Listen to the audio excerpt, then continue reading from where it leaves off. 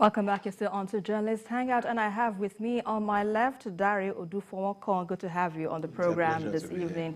So yes, before you came on, we were discussing President Buhari's direction to the police on taking strongest possible action against officials involved in the killing of a lawyer who happens to be Omobolanle Raheem. So talk to us about what you think. What do you expect to see going forward in terms of reforms of the police force? Well, when things like this happen, it only buttresses what we've been saying about the need to reform the police. And now, the reforms we talk about should not just be about the structure of the police. We talk about state police and this. It should also involve the personnel. Explain the difference between a police officer and a police recruit. I read with cautious belief, but I think we should begin to look at the process of recruiting men into the police too. It should be part of the reform.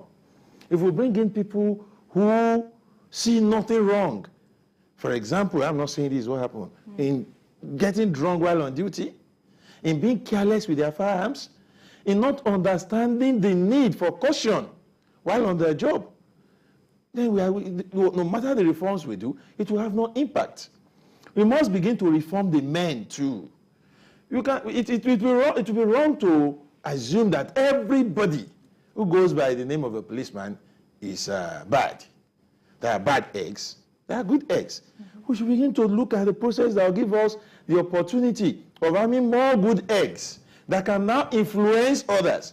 But in a situation where you have more bad eggs, the others, why the bad ones get rotten, the good ones become bad.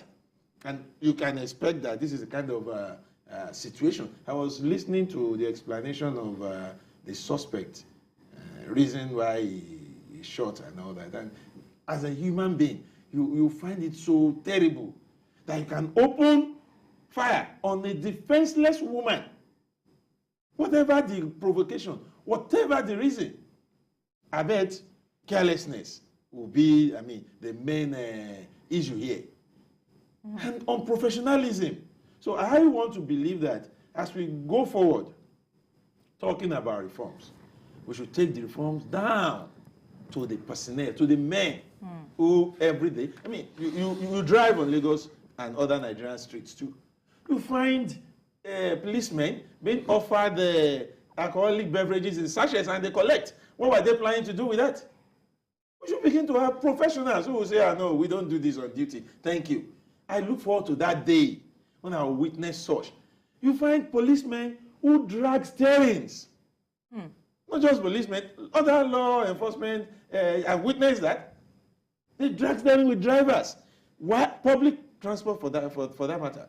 Other people. So the reform we talk about should not be about the tools of the trade or the welfare package of the men. It should also be about who are the policemen. Right. Who do we entrust with the job of policing Nigerians? And when we begin to do that, we begin to see changes. Then we will stop mourning. Because what I see is every day this happens, we mourn endlessly. Tomorrow, God forbid, something else may happen again. God forbid bad thing, like they normally say, but we'll have a repeat of such an incident any longer if we do what we need to do that is right. Now, moving forward to our next issue, it is